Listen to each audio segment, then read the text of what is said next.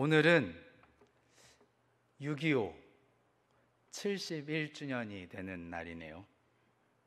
아픔의 역사죠. 하필이면 이날은 0.25가 아니라 6.25입니다. 네, 아재 개그를 하는 분들이 6의 날이구나, 0의 날이 아니었구나, 그런 얘기를 합니다. 의미심장해서 한번 저도 써먹어 봤습니다. 아픔을 만난 우리 민족의 역사, 다시 되풀이되지 말아야 할 이 사건, 전쟁, 수많은 죽음이 오가고 우리에게 다시는 기억하기 싫은 두려움에 떨 수밖에 없는 역사입니다. 이날을 71년이 되도록 우리는 아직 극복하지 못하고 남과 북이 회복하지 못한 채로 남겨져 있습니다. 이 일에 애를 쓰는 사람들도 있는 반면에 이 두려움이 앞서서 이것을 아직도 반목하고 서로 반대하면서 대립하여 서 있는 그런 입장에 있는 분들도 많은 것 같습니다. 잘못된 역사를 바로 잡는 것, 참 역사에서 중요한 일이죠. 우리가 살아가는데 이것이 바로잡히지 않으면 정말 많은 괴로움이 시간, 돈, 에너지, 마음, 몸 엄청 소비되는 그런 손해가 막심한 일입니다. 잘못된 것을 바로잡지 않고 그대로 가지고 가면 계속 반복이 되죠. 어제였나요? 그제였나요? 유퀴즈 프로그램을 어쩌다가 보게 됐는데 거기에 청와대에서 행정관으로 일했던 문서의 달인, 문서를 정리하고 문서에 대해서 잘 아는 분이 나와서 하는 말 중에 심할서 쓰는 법에 대해서 얘기하는 부분이 좀 인상적이었습니다. 심할서가 뭔가요? 잘못 실수를 했을 때 다시 하지 않겠다 하면서 반성문처럼 쓰는 거잖아요. 이거의 내용에 주된 내용을 우리들이 심할서를 쓴다면 어떻게 쓰겠느냐, 보통 왜 이런 일이 발생했는지, 그리고 아무튼 내가 잘못했다, 이렇게 쓰는 게 일반적인 사람들의 습관인데 그렇게 쓰면 안 된다 그러죠. 먼저 잘못했다, 이것은 내 실수다, 인정을 해야 심할서가 된다는 겁니다. 먼저 인정을 하고 그 다음에 설명을 해서 자초지정이 이렇게 되었다, 그리고 나서 꼭 필요한 것이 재발 방지를 위해서 이렇게 하겠다라는 다짐, 이 세 가지 내용이 딱 순서에 맞게 배열이 되어야 심할서다라는 얘기를 합니다. 우리 역사에도 심할서를 쓴다면 이런 과정들이 있어야 되죠. 먼저는 잘못을 인정해야 되는 겁니다. 6.25가 발생했습니다. 이것을 일으킨 사람이 누굽니까? 우리는 아직 그것도 제대로 알지 못하고 있는 것 같습니다. 왜일까요? 일으킨 사람들이 잘 속여놨습니다. 6.25가 일어나기 전 사건들을 아시나요? 우리 태어나지 않았으니까 잘 모르죠. 또 생활에 바빠서 잊고 살았고, 이 일이 일어나기 전에 우리는 48년에 해방을 맞이했잖아요. 해방은 뭡니까? 그동안 식민지로 살고 있었던 종주국에서 우리가 벗어나서, 식민국에서 벗어나서 우리는 이제 독립을 했다라는 선포인데 독립이 제대로 되지 않았어요. 그러면 그 앞에 일제 식민지 강점기에 있던 그 시간들 속에서 무엇인가 이 일들의 원인이 되는 사람들이 있었던 거죠. 일제가 통치하면서 2차 세계대전 중에 있었잖아요. 일제가 우리 한반도를 점령하고 중국으로 전쟁을 일으킬 쯤에 나치가 독일에서 전쟁을 일으키고 있었어요. 민족주의, 제국주의가 앞서서 우리 민족이 다른 민족을 다스려야 한다라는 생각에 강대국으로 만들고 강한 힘으로 지배하겠다, 우수한 우리 민족이 세계를 지배하는 것이 맞다, 이 논리가 독일도 일본도 하필이면 1이라는 이름이 있는 그 두 나라가 같이 벌인 일인데 결과를 보면 참 다릅니다. 독일은 패전을 하면서 독일이 반으로 나눠졌죠. 베를린은 오히려 거꾸로 나눠졌습니다. 동서 민주진영과 공산진영이 함께 나눠서 지배를 하기로 하면서 독일이 전범 국가이니까 독일은 그렇게 배상도 치르고 자신의 잘못에 대한 것들을 철저하게 인정하고 어떻게 되었는지를 되돌아보면서 우리가 생각이 잘못되었다. 우리가 강한 우월한 민족이라고 해서 다른 민족을 지배하려고 했고 다른 민족 유대인들을 혐오하는 마음을 가졌고 이런 것들이 잘못되었다라는 것 인정을 했습니다. 왜 이렇게 되었는지를 곱씹어 봤습니다. 그리고 이렇게 되지 않기 위해서 우리는 어떻게 하겠다. 법으로 정하고 교육을 하기 시작하고 문화를 다르게 만들어 갔죠. 그래서 독일 사람들, 독일에서 공부해 본 사람들, 선생님들 또 동료들 이야기를 들어보면 거기서는 우월감이라는 말이 없다. 말은 있는데 그런 것들을 내세우는 사람들도 별로 없고 열등감도 없는 것 같고 참 우리하고는 다르다 이런 얘기를 많이 하죠. 독일의 그러한 반면에 일본은 그러하지 않았습니다. 일본이 전범 국가였음에도 불구하고 이상하게 공산진영과 민주진영은 우리나라를 나눠서 통치하기로 생각을 합니다. 이것을 반대하는 진영과 찬성하는 진영들이 옥신각신하다가 이것을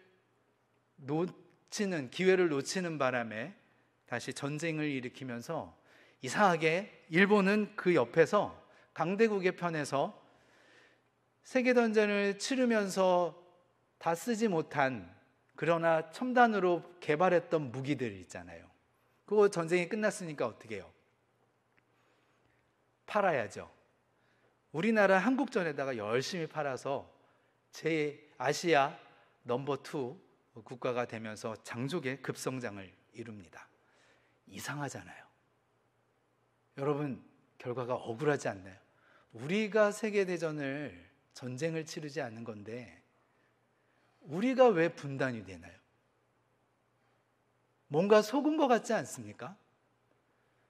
그 사이에 누군가가 이것을 잘못 틀어서 속인 것 같지 않나요? 그게 당연한 이치인데 우리는 그런 교육을 받아봤나요? 교육부터가 다르게 우리는 받은 거예요. 이상하죠. 독일의 예와 전혀 다르게 일본은 인정하지 않습니다. 우리는 전범국가가 아니다. 우리는 아직도 서방의 인류국가다.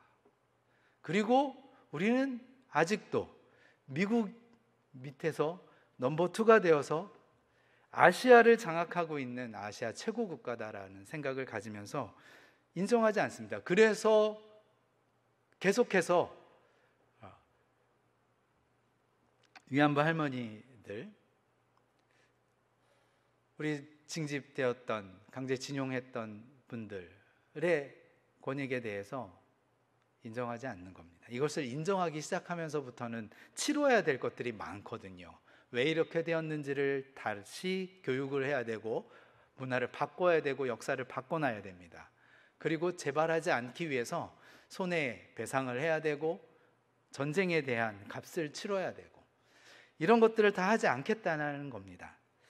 이런 속에서 여기에 다시 손을 잡고 있는 우리 내부에 있는 기득권에 그것을 놓치지 않기 위해서 얼마나 발버둥 치겠습니까? 그런 아픔의 역사들이 적을 적으로 만들지 않고 우리 내부의 적을 만들어서 속이고 그렇게 알도록 우리는 교육되고 지금까지도 그래서 오리무중입니다.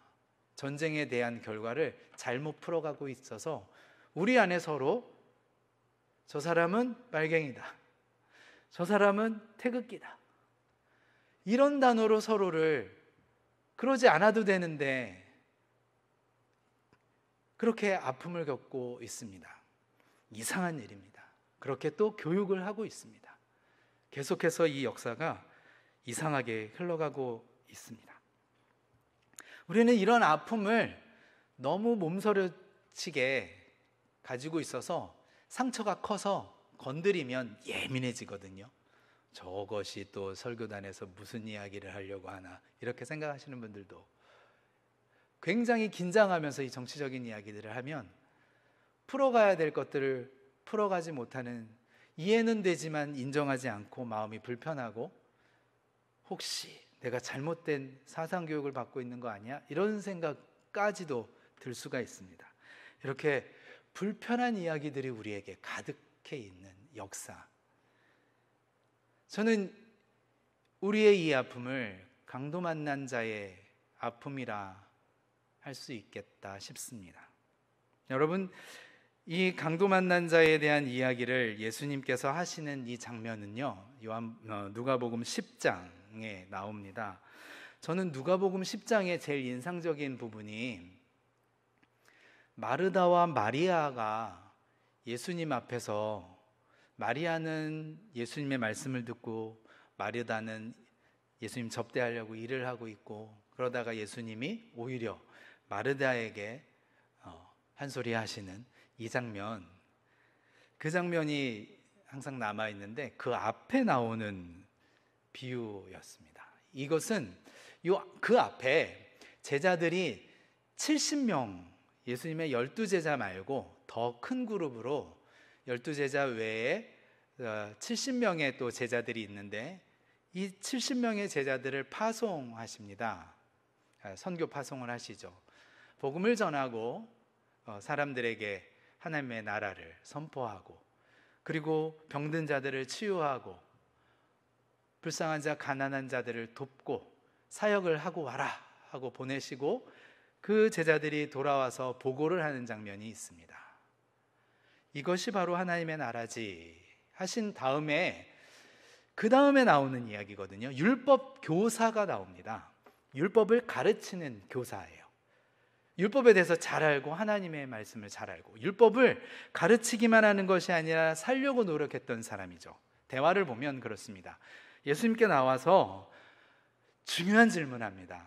교사니까 어떻게 해야, 이 율법의 문제는 영생의 문제인데 이 영생을 얻기 위한 방법, 하나님의 나라에서 하나님의 영을 회복하고 영원한 삶을 살게 되는 방법, 어떻게 해야 영생을 얻겠습니까? 율법 교사잖아요. 본인이 가르쳐야 되는데 솔직한 거죠.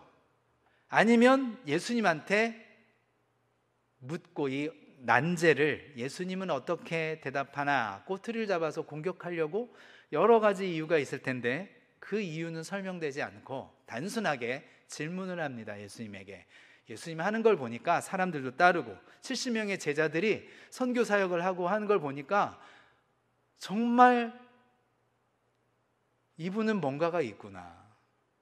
사람들을 돕고 치유하고, 이거는 신의 영역인데 사람들이 치료를 받잖아요. 나아요. 병이 낫고 막 5천 명이 먹여 배부르고, 하나님의 나라, 그 영생이 이 사람은 무엇이라고 생각을 할까? 내가 가르쳤던 것 이상의 무엇인 것이 있을까? 질문을 하는 거죠. 예수님은 되려 묻습니다. 너는 뭐라고 생각하느냐? 율법이 뭐라고 가르쳤냐? 네가 율법 교사인데 그러면 율법을 정리해봐라. 깔끔하게 정리합니다. 율법엔 나오진 않았지만 이웃이라는 단어를 쓰죠.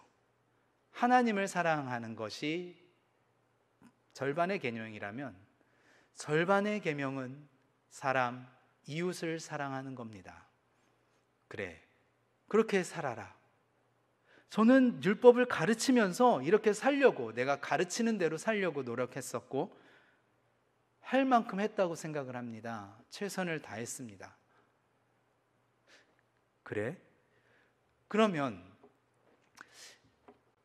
네가 그대로 행하는데 거기서 다시 한번 질문을 하죠. 나에게 이웃이 누구입니까? 하나님을 사랑하는 것, 이웃을 사랑하라고 했는데 이웃은 그러면 어떤 사람일까요? 누구를 사랑해야 되는 걸까요? 이렇게 질문을 하거든요.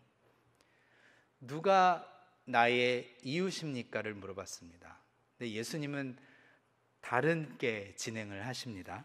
비유를 들으시는 거예요. 어떤 사람이 나옵니다. 어떤 사람인데 이 사람은 신분도 없고 소속도 없고 그 사람이 뭘 잘했는지 잘못했는지 이런 것들이 표현되지 않아요. 그냥 예루살렘에서 여리고로 여행하던 사람입니다.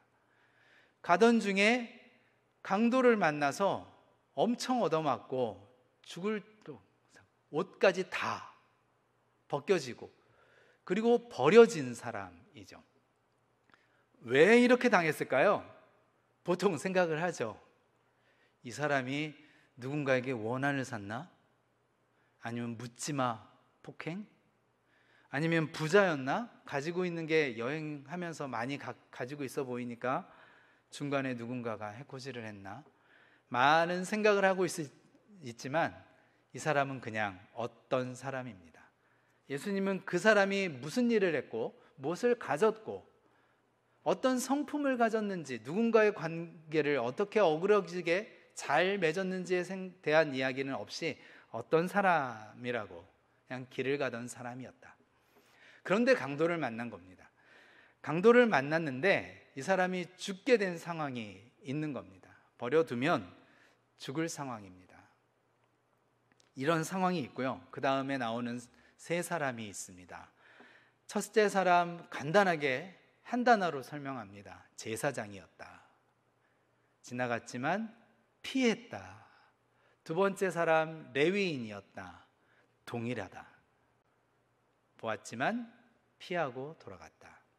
세 번째 사람은 여행을 하던 중에 그를 만난 사마리아 사람이었다. 사마리아 사람이라면 앞에 제사장, 레위인과 반대를 이야기하는 거죠. 여기서 율법 교사에게 얘기하고 있다는 것이 중요합니다. 율법 교사는 제사장, 레위인, 이 사람들이 롤모델이거든요. 그 사람들과 한 통속이죠. 그리고 유대인입니다. 그런데 그 사람들이 혐오하고 취급하지 않는 이주노동자 같은 사마리아 사람이요. 아주 얕잡아보고 깔보고 무시하고 종부리듯 아니 언터처블이죠. 가까이 하면 안 되는 이방인이요. 가까이 하면 나도 부정 탄다고 생각하는 부정한 사람이요. 이 부정한 사람이라는 건 종교적으로 악입니다. 그래서 그 사람들이 주변에 오지 않게 가까이 하지 않고 지나가면 돌아가고 피합니다. 이 사람은 그런 경험을 해서인가요? 그냥 가던 중에 이 강도 만난 사람이 어떠함을 보지 않고 그 사람이 왜 이랬을까? 그 사람이 뭔가를 가졌었다가 빼앗겼나? 누군가 원한진 사람을 만났다가 이렇게 대했나? 이런 생각이 있었을지도 모르겠습니다. 그런데 주목하고 있는 것은 그 사람의 현 상황이었죠. 죽게 되었다라는 겁니다. 그 상황에 그냥 집중합니다. 그래서 살려야겠다. 살리기 위한 일들을 하나씩 합니다. 데려다가 여관에 두고 싸매주고 먹여주고 또 뒷감당까지 맡겨놓고 자신의 상황에서 할 수 있는 최선을 다하고 그 다음에 내가 돌아와서도 확인하겠다. 값을 지불하겠다라고 이야기를 합니다. 그리고 이 이야기인데 실제로 있었던 일은 아닐 수 있었습니다. 어쩌면 그런데 예수님이 봤던 일일 수도 있겠습니다. 이 일을 율법 교사에게 물어보면서 율법 교사는 내가 이웃을 찾고 있는데 하나님처럼 사랑할 이웃이 누구입니까를 물었는데 예수님은 이렇게 묻습니다. 누가 강도 만난 사람의 이웃이냐? 너의 이웃 말고 강도 맞은 사람의 이웃이 누구냐? 그래서 자비를 베푼 사람입니다 라고 이야기를 하니까 너도 이와 같이 하라. 네 이웃을 찾지 말고 누군가를 누가 내 이웃입니까?를 찾지 말고 네 이웃이 있을 때 이렇게 하는 게 네가 할 일이다. 우리의 질문이 그렇습니다. 신앙을 하면서 강도 맞는 사람 보죠? 죽게 된 사람 널브러져 있습니다. 많습니다. 관심을 갖고 찾지 않습니다. 아니, 못하죠. 왜일까요? 제사장 레위인은 왜 피해서 돌아갔을까요? 이 율법 교사는 이런 상황을 만나면 어떻게 할까요? 제사장 레위인과 다를까요? 자기의 문제죠. 제사장의 행태와 율법 교사로서 레위인들이 한 모습을 자기도 해야 되는 겁니다. 왜요? 하나님의 백성이어서요. 자기는 하나님의 율법을 지키는 사람입니다. 율법대로 행하려고 했는데 율법 때문에 할 수 없는 상황이 되었습니다. 이해가 잘 되시나요? 제사장 어떤 사람입니까? 이 죽어가는 사람, 부정한 사람입니다. 가까이 하면 안 되는 사람이에요. 혹시 죽었을 수도 있거든요. 죽음을 만지면 나도 그 곁에 있었으면 부정한 사람이 되어서 씻어야 돼요. 제사를 드릴 수가 없어요. 정결례를 하고 예배를 드릴 수가 없습니다. 제사를 진행할 수가 없어요. 며칠 동안 격리되어서 부정을 씻어야 됩니다. 그걸 생각하면 이 사람을 도울 수가 없죠. 레위인 마찬가지입니다. 성전에서 일을 하는 종사자이지 않습니까? 율법에 따라서 율법을 어길 수 있는 일입니다. 근데 아이러니죠. 율법을 지키는 사람이 율법 때문에 사람을 구원할 수가 없었습니다. 율법을 지킬 수가 없었습니다. 이웃을 사랑할 수가 없었습니다. 어떻게 해야 되는 걸까요, 여러분? 이것이 우리 신앙인의 크나큰 딜레마입니다. 언제나 모순의 상황을 만나거든요. 내 가족을 지켜야 되기 때문에 다음에 라고 미루는 순간들이 있죠. 우리가 손해를 볼 수도 있고, 아니 내 주변 사람이 손해를 볼 수 있기 때문에, 특히 이 코로나 이 상황이 우리들에게 이런 상황을 자주 만나게 해요. 그죠? 감염자, 확진자 소식이 들어오면 어떻게 됩니까? 먼저 격리해야지. 왜 저 사람은 돌아다니는 거야? 왜 접촉을 한 거야? 이런 생각이 먼저 막 들어오는 거죠. 저 사람은 왜 어딜 갔을까? 이런 생각들이 우리 속에 막 들어와요. 그리고 안타까운, 나는 그러지 말아야지. 그런 생각들이 돌아갈 때 사마리아 사람을 보면 이 사람은 되게 멍청한 사람이었던 거예요. 그 상황에서 머리를 돌리지 않는 사람인 것 같아요. 아니면 돌리지 않아도 되는 사람이었던 것 같아요. 제사장처럼 뭐를 맡고 있는 사람, 레위인처럼 성전 일을 하고 율법을 지키는 사람 아니었던 것 같습니다. 그러면 예수님은 너도 가서 율법 없는 사람처럼 살아라 얘기하신 것 아닌가요? 저는 이 말씀에 너무나 큰 갈등이 되었습니다. 저는 제사장이잖아요. 레위인이잖아요. 생각해보니까 그래요. 부정한 사람, 하나님의 말씀을 믿지 않는 사람들과 가까이 하는 것, 가까이 있으면 제가 공격을 받더라고요.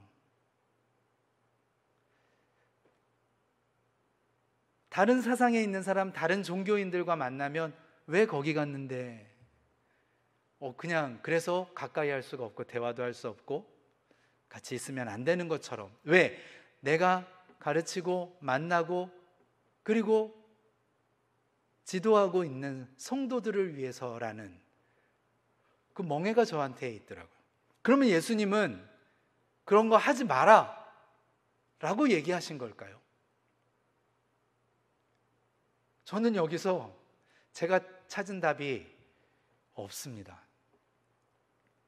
계속 고민하기로 했습니다. 매 순간. 우리는 아픔을 겪어봤습니다. 아마 이 사마리아 사람은 그런 취급을 당해봤던 것 같습니다. 혐오를 당하고 무시를 당하고 죽은 것 같은 느낌, 아무도 돌봐주지 않고 누군가 나를 도와주면 살 수 있겠네 싶었던 그 상황. 그러니까 이렇게 철저하게 완벽하게 이 사람을 돌볼 수 있지 않았을까. 그 상황을 경험한 사람이겠죠. 그리고 나도 그렇게 사랑이 되면, 그런 사람이 있으면 살아야지 준비했던 사람 아닐까요? 너무 반사적으로 하기에는 이 사람 너무 지혜롭습니다. 그래서 우리는 이 비유를 선한 사마리아인의 비유라고 제목을 짓습니다. 성경에는 선하다는 말이 없어요. 이 행실을 보면서 선하다고 이야기하죠. 이 선하다, 착하다, 우리말로는 착한 사람. 하나님의 성품도 선하신 분, 주님 선하신 분, 고와 같은 나를 위해 십자가를 지신 분, 예수 그리스도의 성품이죠. 이 선하다고 이야기하는 선한 목자, 그 선하다는 뜻은 과연 무엇인가요? 이 사람이 선하다면 선한 사람은 어떠한 사람이어야 합니까? 우리 생각에는 이 선하다라는, 착하다라는 이 말 때문에 손해를 많이 본 사람들, 이 자리에도 계시네요. 선자 들어가는 이름을 가지고 계시는 분. 착하게 살아야지, 그냥 무조건 내내하고 자기 의견도 없는 것 같고, 이 사마리아인이 그랬던 것 같은가요? 굉장한 용기가 아니겠습니까? 내가 가던 길을 미뤄야 하고, 나 때문에 피해보는 누군가가 있고, 기다려야 되는 사람이 있고, 내 사업이 멈춰지고, 내가 가지고 있는 어떤 손해를, 얼마만큼을 투자해야 이 사람이 살아날지도 모르는 상황에 반사적으로 이 사람을 살리려고 나귀에 태우고 급히 여관으로 가서 상처를 싸매고 씻고 기름 붓고 값을 치르고 회복시킬 수 있도록 사람을 부탁하고, 용기 있는 사람 아닌가요? 그냥 착하다라고 이야기할 수 없는, 이것을 선하다고 얘기했으면 우리는 선함에 대해서 잘 생각해 보아야 합니다. 무엇이 선한 것인지.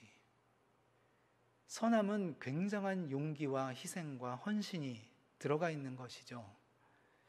그리고 잘못된 것을 돌이키기 위해서 치러야 될 값을 치르는 것입니다. 다른 사람의 상황에 집중하는 것입니다. 그 사람의 어떠함에 집중하지 않습니다. 그 사람이 죽을 위기에 있다라는, 도움이 필요하다는, 그 사람이 아픔에, 상처에 고통받고 신음하고 있다라는 그 상황에 집중하는 겁니다. 그 사람의 어떠함도 아니고 나의 어떠함도 아닙니다. 지혜로워야죠. 내가 가지고 있는 모든 것을 지연시키고 내 계획을, 가던 길들을 멈추고 변경해야 되고, 나에게서 영향받을 사람들에게 양해를 구해야 되고, 그 모든 값을 치르는 겁니다. 지혜로워야 합니다.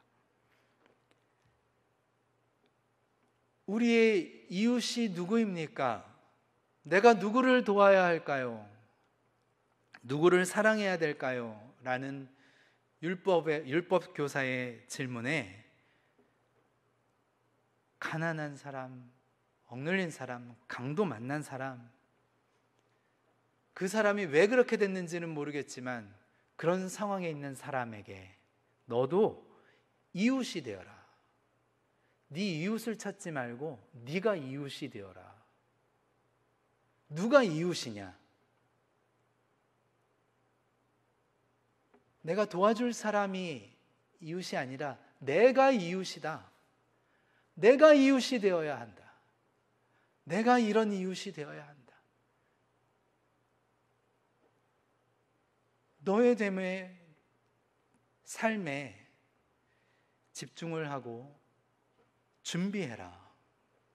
가르치고 있었던 거, 살려고 했던 거, 방법을 찾지 말고 나에게 복음이 새겨지게, 내 삶에서 습관이 되고 민감해져서 이런 상황이 만나면 언제라도 바로 반응할 수 있도록, 내가 제사장이지, 내가 율법교사지, 내가 목사지, 내가 성도지, 이런 거 다 필요 없다.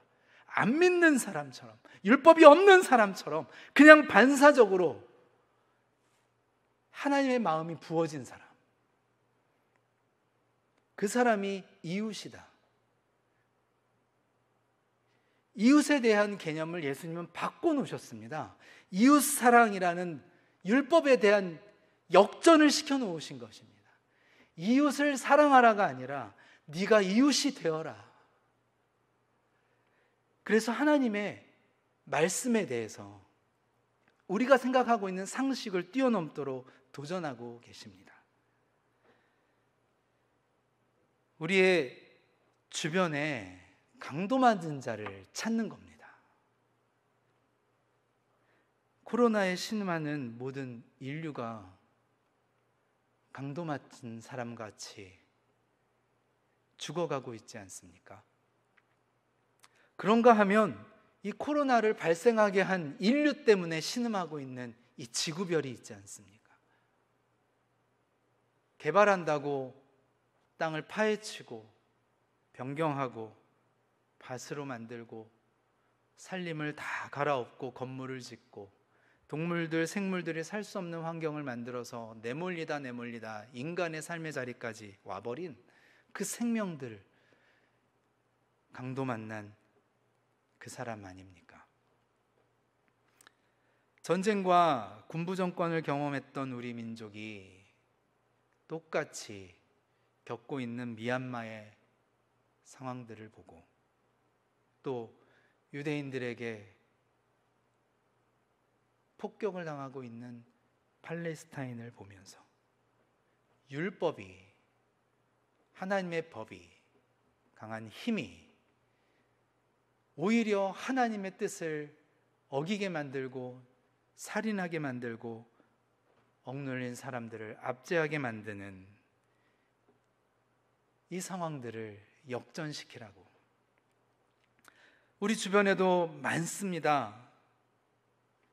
강자에게 내몰린 가난한 사람들, 노동자들, 또 자영업자들, 이제 힘이 없는 노인들, 직장을 찾지 못하고 비전을 찾지 못하고 경쟁만 하고 있는 청년들, 앞으로 이 어려운 세상, 기후 위기의 세상을 살아가야 될 다음 세대들, 다 강도 만난 자들 아니겠습니까? 그들에게 이웃이 되라고 얘기하십니다. 이 이야기는 선한 사마리아인의 비유가 아니라 이웃에 대한 비유입니다. 이웃이 되라. 우리에게 있는, 우리 주변에 있는 사람들에게 내가 어떻게 반응할 수 있는지 민감하게, 늘 그렇게 살 수는 없지만 한 걸음 한 걸음 바꾸어가면서 살 수 있도록 우리가 성령에 민감해지는 겁니다. 하나님 아버지의 마음이 늘 들어올 수 있도록 주변을 돌아보고 내 삶을 돌이키고, 그 일들이 무수히 반복하고 생활화되는 과정 중에 내 곁에 이 사람이 강도 맞았구나, 강도 만났구나 생각하면 내 것을 멈추고, 내 자리를 멈추고 내 소유를 다 쓰고 그를 어루만지고 품고 그의 어떠함을 신경 쓰지 않고 내가 당할 것들에 대해서 지혜롭게 구별하고, 그리고 이 사람에게 집중하여서 그를 살릴 수 있게 하는 일, 이 땅을 그렇게 살맛나게 하는 그런 이웃이 되기를 주님의 이름으로 소망하며 축복합니다.